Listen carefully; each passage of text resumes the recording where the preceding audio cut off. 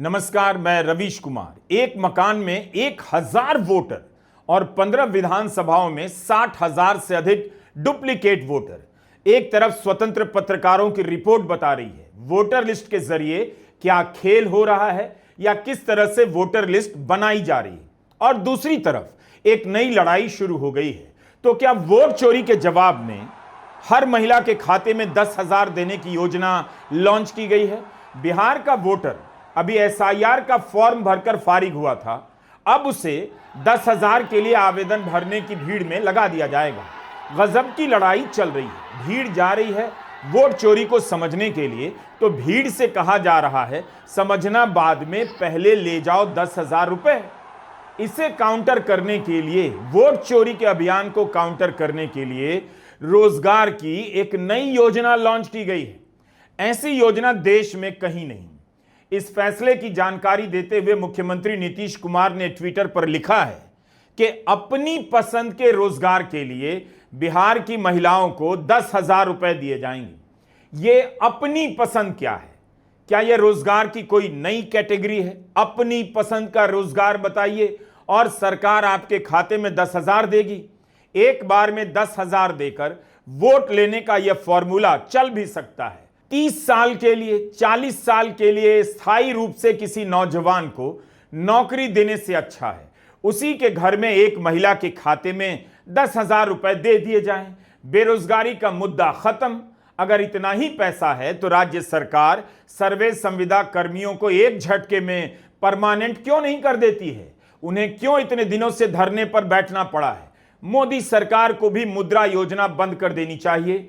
अपनी पसंद के रोजगार पर सीधे बैंक ट्रांसफर की योजना शुरू कर देनी चाहिए। वैसे मुद्रा योजना का क्या हुआ? वो काफी नहीं था कि अपनी पसंद के रोजगार के नाम पर 10,000 रुपए दिए जा रहे हैं, वो भी एक महीने के भीतर। क्या सरकार बताएगी कि बिहार की करोड़ों महिलाओं ने किस रोजगार को सबसे अधिक अपनी पसंद का रोजगार बताया है? उनकी संख्या क्या है? सिर्फ एक जानकारी से पता चल जाएगा कि रोजगार के नाम पर कितना बड़ा स्कैम लॉन्च होने जा रहा है। राहुल गांधी और तेजस्वी यादव के वोट चोरी के खिलाफ अभियान का लगता है बीजेपी के पास अब तक कोई जवाब नहीं मिला, कोई तर्क नहीं मिला, ना कोई दस्तावेज सामने आया जिसे लाकर इनके दावों को गलत सामने कर दिया जाता। तो लाया गया हर महिला के खाते में 10,000 रुपए देने का एक नया चॉकलेट। वोट चोरी का जवाब नहीं तो लीजिए 10,000 रखिए। आरा में इतनी बड़ी संख्या में लोग राहुल, तेजस्वी और अखिलेश यादव को सुनने आए हैं। ऐसा लग रहा है कि बिहार का चुनाव महाराष्ट्र की स्क्रिप्ट पर लड़ा जा रहा है। राहुल गांधी बिहार में भी महाराष्ट्र में वोट चोरी की बात उठा रहे हैं। हमने आपको एक वीडियो में दिखाया भी था कि महाराष्ट्र विधानसभा चुनाव के पहले ही कांग्रेस गठबंधन के एक उम्मीदवार बलराम पाटिल ने 85,000 डुप्लीकेट वोटर का पता लगाकर चुनाव आयोग को बताया था। एकनाथ शिंदे शिवसेना के विधायक और चुनाव में उम्मीदवार चंद्रकांत पाटिल ने भी 43,000 से अधिक डुप्लीकेट वोटर की जानकारी चुनाव आयोग को दी थी और हाईकोर्ट तक गए थे। लोकसभा के बाद तकरीबन 1 करोड़ फर्जी वोट महाराष्ट्र की वोटिंग लिस्ट में डाले गए। हमने इलेक्शन कमीशन से पूछा, ये देना भैया, ये देना। इलेक्शन कमीशन से पूछा वोटर लिस्ट हमें दीजिए। इलेक्शन कमीशन ने वोटर लिस्ट नहीं दी। हमने पूछा वीडियोग्राफी दीजिए, वीडियोग्राफी नहीं दी। उसके बाद हमने बेंगलोर सेंट्रल कंस्टिट्यूएंसी में लोकसभा में इंक्वायरी, कांग्रेस पार्टी की इंक्वायरी कराई और पता लगा कि एक विधानसभा में बीजेपी, इलेक्शन कमीशन, इन सब ने मिलकर एक विधानसभा में 1 लाख फर्जी वोट जोड़े। भाई और बहनों, ये नरेंद्र मोदी जो चुनाव जीतते हैं, ये वोट चोरी करके चुनाव जीतते हैं, इसको समझिए। ये वोट चोरी करके चुनाव जीत रहे हैं और हमने इनको बता दिया है, पता लगा दिया है कि बिहार में एक वोट चोरी नहीं होने देंगे। वोट चोरी होने दोगे? वोट चोरी होने दोगे? और जोर से, वोट चोरी होने दोगे? अगर लाडली बहन योजना के कारण जीत मिली होती तो बीजेपी की सरकार सत्ता में आते ही तरह तरह की शर्तें बनाकर महिलाओं को इस योजना से बाहर नहीं करती। सरकार का बजट खतरे में डाल दिया गया, लेकिन चुनाव में जीत मिली तब जाकर जांच होने लगी कि पैसा योग्य को मिला या किसी और को मिल गया। चुनाव जीतने के बाद उप मुख्यमंत्री अजीत पवार का बयान है कि सही तरीके से जांच कर पैसे नहीं दिए गए, सभी आवेदकों को पैसे देने का फैसला गलत था। कितना आसान है सरकार के लिए कुछ भी बोल देना। तो क्या बिहार में भी वही होगा? अभी बिना जांच परख के सभी महिलाओं के खाते में 10,000 दे दिए जाएंगे, बाद में कहा जाएगा गलत था यह फैसला, एक बार जीत मिल जाए फिर देखी जाएगी। महाराष्ट्र में बीजेपी ने वादा किया कि लाडली बहन योजना में 1500 से बढ़ाकर 2100 कर दिया जाएगा। आज तक 2100 रुपए नहीं दिए गए, उल्टा बड़ी संख्या में महिलाओं को इस योजना से बाहर कर दिया गया जिन्हें पहले पैसे मिल रहे थे। भारत में नौजवान परीक्षा का फॉर्म भरकर महीनों इंतजार करता है, परीक्षा होती भी है तो पेपर लीक हो जाता है। सरकारी परीक्षाओं के इंतजार में उसकी उम्र निकल जाती है। सरकार से कोई प्रमाण पत्र लेने जाइए तो हफ्तों लग जाते हैं, कोई काम महीनों में नहीं होता, पेंशन का पैसा लेने में साल लग जाते हैं। और अपनी पसंद के रोजगार के लिए सभी महिलाओं के खाते में 1 महीने के भीतर 10,000 रुपए की राशि दी जाएगी। इससे बड़ा स्कैम क्या हो सकता है? कितना विकास कर दिया गया है बिहार में कि 10,000 देकर चुनाव जीतने का जुगाड़ निकाला जा रहा है। बिहार की प्रशासनिक मशीनरी के पास ऐसा कौन सा जादू है कि इतने कम समय में वह लाखों करोड़ों आवेदनों की समीक्षा कर लेगी और सबके खाते में इसी सितंबर महीने में पैसा चला जाएगा? वोटर का सवाल है कि क्या वोट चोरी हो रही है? वोट कटेगा तो उसका राशन बंद हो जाएगा। तो जवाब आ रहा है, पहले फॉर्म भरो, खाते में 10,000 मिलेगा। 17 अगस्त से राहुल गांधी और तेजस्वी यादव बिहार की सड़कों पर वोट चोरी के मुद्दे को लेकर भाषण दे रहे हैं। दक्षिण के 3 राज्यों के मुख्यमंत्री आए। आज छपरा की यात्रा में समाजवादी पार्टी के राष्ट्रीय अध्यक्ष अखिलेश यादव भी शामिल हुए। उसके बाद यात्रा आरा पहुंची। विपक्ष ने सड़क से लेकर संसद तक की लड़ाई लड़ी कि गरीब महिलाएं, दलितों, पिछड़ों और आम लोगों के वोट काटे जा रहे हैं। यह भी समझाया कि वोट ही नहीं रहेगा तो योजनाओं के अधिकार नहीं मिलेंगे। जैसे ही खबर फैल गई कि वोट अधिकार यात्रा में भारी भीड़ आने लगी है, इस भीड़ में 10,000 का ढेला फेंका जा रहा है ताकि भीड़ अब 10,000 लूटने में लग जाए। यह योजना बता रही है कि वोट अधिकार यात्रा ने परेशान कर दिया है। जनता वोट चोरी की बात करने लगी है तो क्यों ना जनता के खाते में 10,000 रुपए देकर चुप करा दिया जाए। यही वोट का पावर होता है। मतदाता सूची में नाम होने का पावर यही है। विपक्ष के नेता यही बिहार की जनता से कह रहे हैं। वोट काटने की कोशिश की गई, एक बार की गई है तो अब आगे भी की जाएगी, लेकिन इस बार चोरी पकड़ी गई तो अब वोटर के खाते में पैसा 1 महीने के भीतर वह भी 10,000 रुपए पहुंचाए जा रहे हैं। बिहार से क्रांति शुरू होती है और आपने दिखाया कि बिहार से ही क्रांति, वोट अधिकार यात्रा शुरू हुई और पूरे देश में फैलने जा रही है। अब आप पूरी दुनिया को ये नारा सुनाइए, वोट चोर, वोट चोर, वोट चोर, वोट चोर। ये चोरी सिर्फ आपके वोट की नहीं है, ये चोरी आपके अधिकार की है, आपके भविष्य की है। आपको पहले रास्ते दिए जाते थे, पब्लिक सेक्टर था, अग्निवीर था, ये सारे के सारे रास्ते आपके हाथ से छीन लिए गए हैं। नरेंद्र मोदी, बीजेपी, आरएसएस, अदानी अंबानी की सरकार चलाती है और इसीलिए वो चाहते हैं कि गरीबों की आवाज इस देश में ना सुनी जाए, दबाई जाए। और हमने साफ कह दिया है कि पूरे देश में गरीब युवाओं की आवाज गूंजेगी, सुनाई देगी और हम बिहार में एक वोट चोरी नहीं होने देंगे। वोटर लिस्ट को लेकर जून के महीने से इतने सवाल उठे, सुप्रीम कोर्ट में बहस हुई, मुख्यमंत्री नीतीश कुमार ने क्या कुछ बोला, किसी आरोप का जवाब दिया, लेकिन रोजगार के नाम पर 10,000 की यह योजना बता रही है कि सरकार और बीजेपी वोट चोरी के मुद्दे को कैसे देख रही है।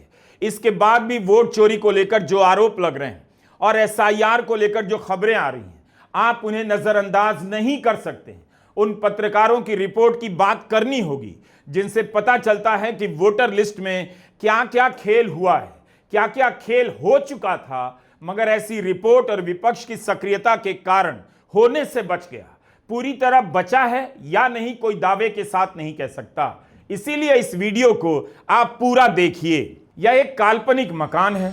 आजकल ऐसे काल्पनिक मकान आप एआई की मदद से झट से बना सकते हैं। बिहार में एक ऐसा ही काल्पनिक मकान सामने आया है जिसका नंबर है मगर वह मकान नहीं है। खंडहर भी नहीं है कि कोई अंधविश्वासी दावा कर दे कि यहां भूत, पिशाच, चुड़ैल वगैरह वगैरह रहते हैं। लेकिन इस एक काल्पनिक मकान के पते पर 1000 वोटर के नाम दर्ज हैं। अगर यह हाल है तब तो इस मकान को ही विधानसभा का दर्जा दे देना चाहिए। हमें नहीं पता कि इस काल्पनिक पते पर रहने वाले वोटर के खाते में भी नीतीश कुमार 10,000 रुपए देंगे या नहीं। ऐसी रिपोर्ट के बाद सुधार कर लिया जाएगा, कम से कम ऐसा दावा किया जाता है चुनाव अधिकारियों द्वारा। लेकिन उससे पहले यह तो पता चले कि यह कैसे हुआ, किसने यह कमाल किया कि जो मकान ही नहीं है उसका नंबर देकर उसके पते पर 1000 वोटर बना दिया गया। अभी तक 2000 से अधिक मकानों का पता लगाया जा चुका है जिन पर कम से कम 100 वोटर के नाम दर्ज हैं। 2000 से ज्यादा ऐसे मकान हैं। न्यूज लॉन्ड्री की सुमेधा मित्तल, विशाल वैभव और हेमंत पांडे की रिपोर्ट है। न्यूज लॉन्ड्री आप पाठकों की आर्थिक मदद से चलता है। सरकार विज्ञापन नहीं देती, आप लोग ही अपने पैसे से इन्हें चंदा देते हैं और फिर ये पत्रकारिता करते हैं। आपके टैक्स के पैसे से जिन्हें विज्ञापन मिलता है उनके यहां इस तरह की रिपोर्टिंग क्यों नहीं हुई, कभी सोचिएगा। जिन गोदी मीडिया संस्थानों के पास रिपोर्टर की फौज है उन्होंने बिहार में वोटर लिस्ट को लेकर गहरी रिपोर्टिंग क्यों नहीं की, महाराष्ट्र में क्यों नहीं की। चुनाव आयोग तो जवाब नहीं दे रहा, एसआईआर की फाइल नहीं दे रहा, लेकिन गोदी मीडिया क्यों चुप है? क्या अब वह फेयर चुनाव नहीं चाहता इस देश में? जब मीडिया पलट जाए तो आपको करवट बदल लेनी चाहिए। इसका मतलब है कि अब आपके कुएं में धकेल देने का समय नजदीक आ गया है। भोजपुरी में कहते हैं काल नियरा गई बा। इसी तरह रिपोर्टर्स कलेक्टिव भी आप पाठकों की मदद से चलता है जब आप इन्हें आर्थिक मदद देते हैं। रिपोर्टर्स कलेक्टिव के आयुषी कार, विष्णु नारायण और गायत्री सप्रू ने एक और बड़ा घोटाला उजागर किया है। करोड़ों लोगों की मतदाता सूची का अध्ययन कर 15 विधानसभाओं में 67,826 डुप्लीकेट वोटर का पता लगाया है। एक ही विधानसभा में 2 अलग अलग वोटर आईडी नंबर ऐसे लोगों को जारी हुए हैं जिनके नाम और माता पिता के नाम एक समान है, सिर्फ उम्र में कुछ सालों का फर्क है। उसके अलावा बाकी सभी कुछ एक जैसा नजर आता है। जैसे त्रिवेणीगंज में 20 साल की अंजलि कुमारी का नाम एक ही बूथ पर 2 बार आता है। दोनों बार सारी जानकारी एक जैसी है, लेकिन 2 अलग अलग एपिक नंबर से उनकी एंट्री की गई है। 15 विधानसभाओं में कुल 34,392 मामले ऐसे पकड़े गए जहां उम्र का फर्क महज 1 से 5 साल के बीच का है।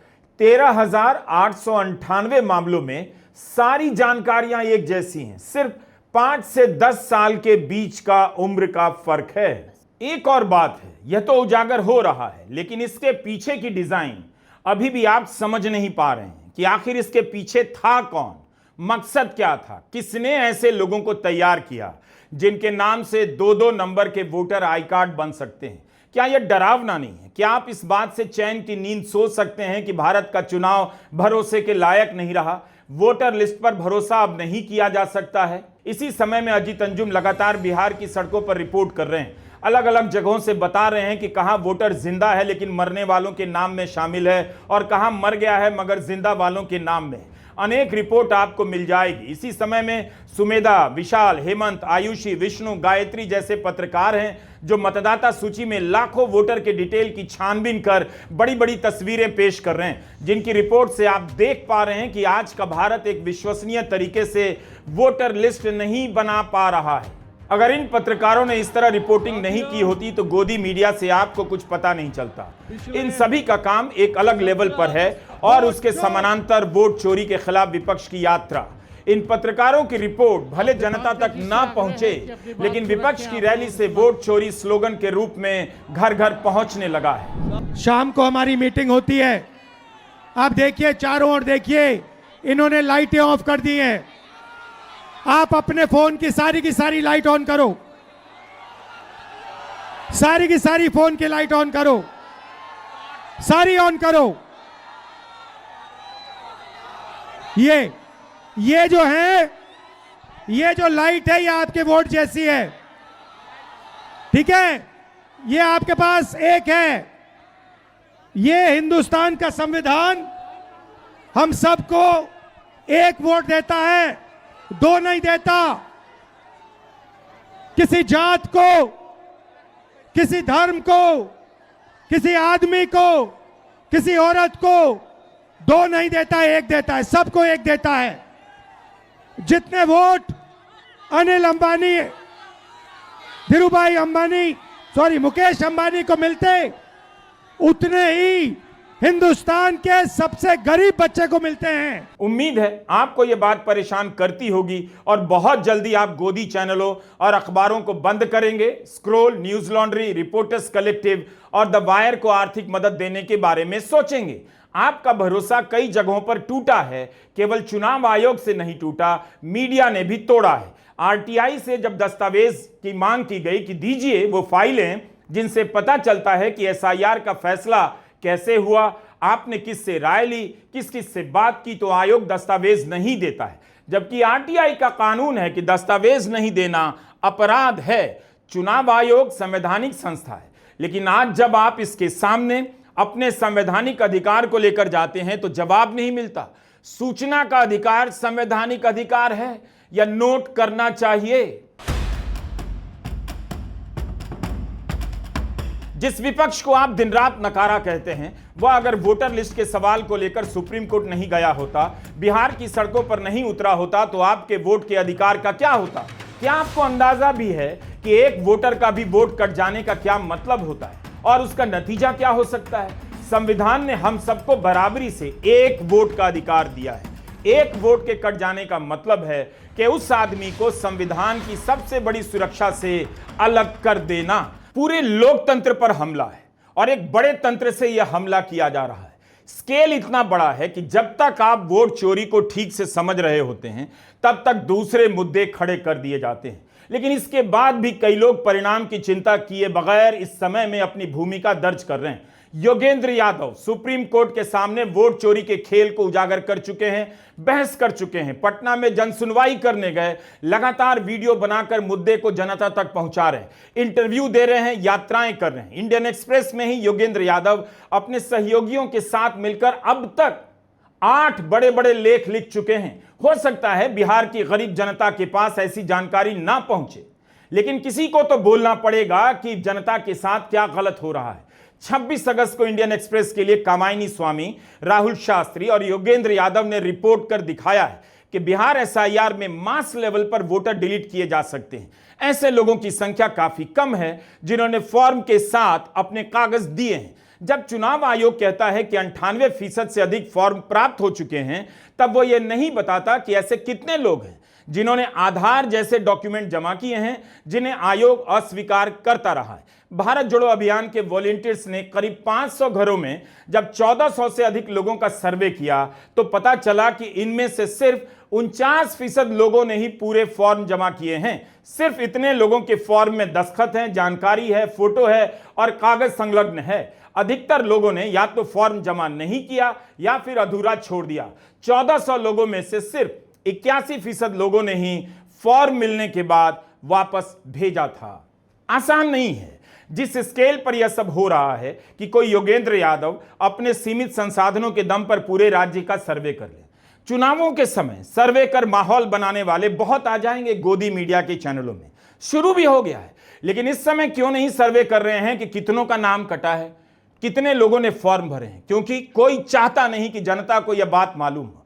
हम और आप इतनी आसानी से पता नहीं लगा सकते, क्योंकि चुनाव आयोग ने जिस रूप में डेटा दिया है उसमें आप नाम के हिसाब से सर्च नहीं कर सकते। तो इसके लिए रिपोर्टर्स कलेक्टिव ने एक सॉफ्टवेयर बनाया ताकि चुनाव आयोग के डेटा को खोला जा सके। सोचिए, ये सब काम बड़े बड़े मीडिया संस्थान नहीं करते हैं, ये लोग कर रहे हैं। इसके बाद रिपोर्टर्स कलेक्टिव के रिपोर्टर विष्णु नारायण एक लंबी सी लिस्ट लेकर पिपरा में घूमते हैं और लोगों से बात करते हैं कि क्या आप इस पते पर रहते हैं, क्या आप इस आदमी को जानते हैं? लोगों ने देखा कि दलित और ब्राह्मण लोग एक ही मकान में रहते हैं तो गुस्से में आ गए। उन्हें अंदाजा ही नहीं था कि ऐसा हो रहा है। जिस मकान नंबर को आयोग ने अपनी सूची में डाला है, क्या वो मकान वाकई वहां पर है? उस मकान में कितने लोग रहते हैं? क्या उस इलाके में रहने वाले लोग उन नामों की पहचान कर पा रहे हैं जिनके नाम आयोग ने किसी पते पर दर्ज किए हैं? ये सब बड़े सवाल है। मुश्किल काम है, 2-4 पत्रकार ही कर रहे हैं। अब आते हैं उस योजना पर जिसकी घोषणा 29 अगस्त को मुख्यमंत्री नीतीश कुमार ने की है। अचानक 29 अगस्त को नीतीश कैबिनेट का एक फैसला आता है कि मुख्यमंत्री महिला रोजगार योजना मंजूर की गई है। हर परिवार की एक महिला को अपनी पसंद के रोजगार के लिए 10,000 की प्रथम किस्त दी जाएगी। अपनी पसंद के रोजगार के लिए, करोड़ों महिलाओं की अपनी पसंद के रोजगार के लिए। क्या बिहार में अपनी पसंद के इतने सारे रोजगार हैं? मुद्रा लोन का क्या हुआ? रोजगार के नाम पर महिलाओं के खाते में पैसा पहुंचाया जा रहा है। स्कीम की हड़बड़ाहट देखिए। 29 अगस्त को योजना मंजूर हुई, इसके आवेदन लिए जाएंगे और इसी महीने सितंबर महीने में खाते में पैसा जाने लगेगा। कोई डेडलाइन नहीं कि कब तक फॉर्म भरना है, कब उस फॉर्म की जांच होगी और कब पैसा जाएगा। बस मुख्यमंत्री की घोषणा में लिखा है आवेदन की प्रक्रिया शीघ्र शुरू की जाएगी और सितंबर से महिलाओं के खाते में पैसा जाने लगेगा। याद कीजिए महाराष्ट्र में क्या हुआ। चुनाव से 5 महीने पहले बीजेपी सरकार ने माझी लाडकी बहिण योजना लॉन्च कर दी। जिन महिलाओं के परिवार की सालाना आय 2.5 लाख से कम थी, उन्हें हर महीने 1500 रुपए की सहायता राशि देने का ऐलान हुआ। शर्तें रखी गई कि गाड़ी नहीं होनी चाहिए, सरकारी कर्मचारी नहीं होना चाहिए और दूसरी योजनाओं से पैसे नहीं मिलने चाहिए। इसके बाद भी महाराष्ट्र की 2.63 करोड़ महिलाओं को हर महीने 1500 रुपए दिए गए। लेकिन जैसे ही चुनाव खत्म हुआ, बड़ी संख्या में महिलाओं को हटा दिया गया कि अवैध रूप से पैसे ले रही थी। अब सवाल किससे पूछें कि इन फर्जी लाभार्थियों की पहचान चुनाव से पहले क्यों नहीं की गई? क्या इसलिए कि इन्हें पैसे दिए जा रहे थे ताकि वोट मिल जाए? तब नहीं देखा सरकार ने कि सही महिला के खाते में पैसा जाए, क्योंकि वोट लेना था, माहौल बनाना था। और चुनाव जीतने के बाद कह रही है सरकार अवैध रूप से पैसे लिए गए। किसी को पता नहीं चुनाव खत्म होते ही कैसे पता लग गया कि 26 लाख महिलाएं फर्जी तरीके से पैसे ले रही थी या उन्हें दिया गया, और जिन्होंने फर्जी तरीके से पैसे लिए उनसे वापस लिया जाएगा या नहीं, वह भी नहीं हुआ। अब तक करीब 26 लाख महिलाओं को महाराष्ट्र में लाडली बहन योजना से हटा दिया गया है। अपात्र लाभार्थियों के कारण 12 महीने में सरकार को 1640 करोड़ का नुकसान हुआ। 1640 करोड़। चुनावों से पहले अनुमान था इस स्कीम के लिए 46,000 करोड़ की जरूरत है। बाद में महाराष्ट्र सरकार ने मार्च 2025 में 36,000 करोड़ का प्रावधान किया, कम कर दिया। जुलाई 2025 में खबर आती है 26 लाख फर्जी लाभार्थियों में 14,000 पुरुष भी शामिल थे, जिन्होंने महिलाओं की स्कीम में अपना नाम दर्ज करवाया और अब उनका नाम काटा गया है। पैसे लिए उन्होंने। मीडिया में खबर छपी है कि इन पर 21 करोड़ रुपए खर्च हुए हैं। 21 करोड़। सरकार बन जाने के 8 महीने बाद तक क्या इन पुरुषों को महिलाओं की योजना का पैसा दिया जाता रहा? कहीं बिहार में ऐसा तो नहीं होगा? 2200 ऐसे लोग भी पकड़े गए हैं जो सरकारी कर्मचारी होते हुए भी इस योजना के तहत पैसे ले रहे थे। वो ले रहे थे या उनके खाते में पैसे भेज दिए गए? कौन जानता है सच क्या है। चुनाव से पहले इन्हें क्यों नहीं पकड़ा गया? उप मुख्यमंत्री अजीत पवार खुद मान चुके हैं कि इस योजना के दौरान मिले आवेदनों की ठीक से जांच नहीं की जा सकी। सभी लाभार्थियों को आर्थिक सहायता देना गलती थी। उन्होंने कहा कि चुनाव से पहले कम समय था, इसलिए हम जितनी जांच करना चाहते थे नहीं कर पाए। क्या ये कोई सफाई हुई? अजीत पवार कहते हैं हमने लोगों से अपील की थी, वही इसमें आवेदन दे जो योग्य हैं। हमें लगा जो योग्य नहीं होंगे वो आवेदन नहीं करेंगे, लेकिन फिर भी ऐसे आवेदन आ गए। कमाल की दलील है। जिसने चोरी की उसी पर जिम्मेदारी डाली जा रही है कि तुमसे उम्मीद थी कि चोरी नहीं करोगे। विपक्ष का आरोप है कि महाराष्ट्र में चुनाव से पहले कोई छानबीन नहीं की गई, व्यवस्थित तरीके से वोटर को घूस दिया गया। अब एक एक कर लोगों को इससे निकाला जा रहा है। नीतीश कुमार 20 साल से लगातार सत्ता में है। विकास का दावा किया जाता है, पुल दिखाए जाते हैं, सड़कों का नेटवर्क दिखाया जाता है, लेकिन इसके अलावा क्या? 20 साल तक स्थायी सरकार होने के बाद भी यह बिहार सरकार का अपना आंकड़ा है कि राज्य में 2/3 जनता महीने का 6,000 भी नहीं कमाती है। इतनी गरीबी है। वो राज्य एक महिला के खाते में 10,000 रुपए डालने जा रहा है। जिस राज्य के 94 लाख परिवार महीने में 6,000 से भी कम कमाते हैं, वहां 10,000 रुपए एक बड़ी रकम है। बिहार में महिलाओं की साक्षरता 75% से भी कम है।